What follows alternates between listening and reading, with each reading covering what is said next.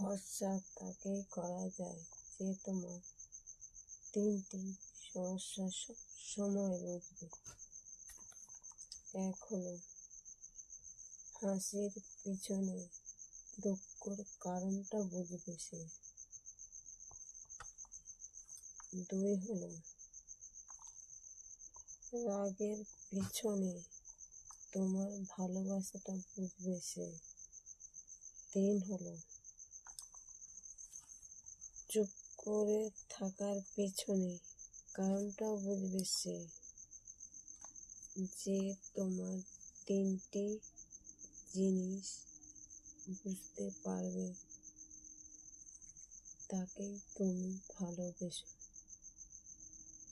জীবনটা তোমার সার্থক হবে। সত্যি বলছি।